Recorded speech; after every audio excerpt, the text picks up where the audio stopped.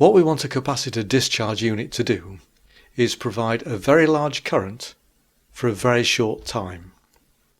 The large current is necessary to move the solenoid across.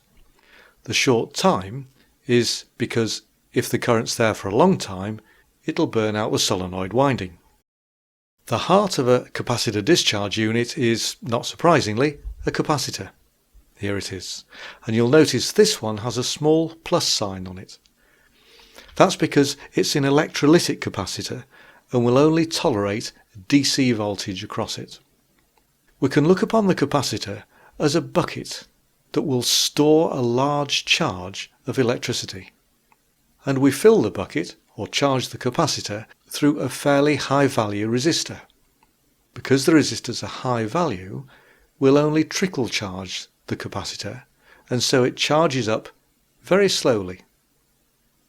You can see the way it charges with this voltage waveform here. So the voltage across the capacitor is rising to its maximum, which of course is 16 volts.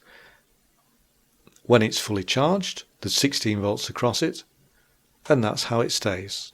There's nothing to take any current out of it yet.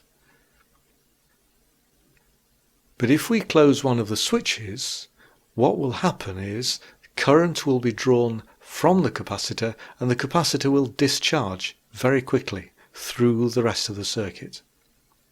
So let's press the green button here. As you press that button, it closes the circuit, making current flow from the capacitor, and this is quite a high current, remember, through the solenoid winding and pulls the movement over to the right.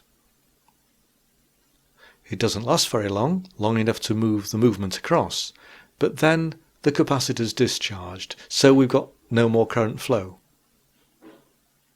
You'll see the voltage across the capacitor now is 0, so there's virtually no current flowing through the circuit, only that little trickle charge current coming through the resistor, and that won't burn anything up. If you release the button, it goes open circuit again, and so no current at all flows. The current through the resistor now starts to charge the capacitor again.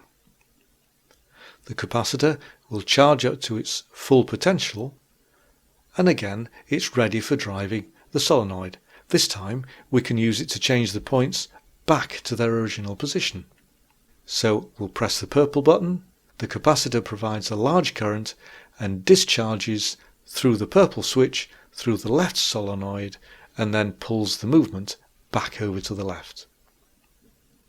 Release the purple button and the voltage starts to rise again, ready for the next time you want to use the capacitor discharge unit. This shows the basic idea behind a capacitor discharge unit, but these days a CDU that you purchase from the shop will be more sophisticated than this. The one that Ian's using takes AC input. Well, this circuit won't tolerate AC, it won't work with AC. So all we would have to do is, if we've got AC coming into here, is put in a small power supply before it.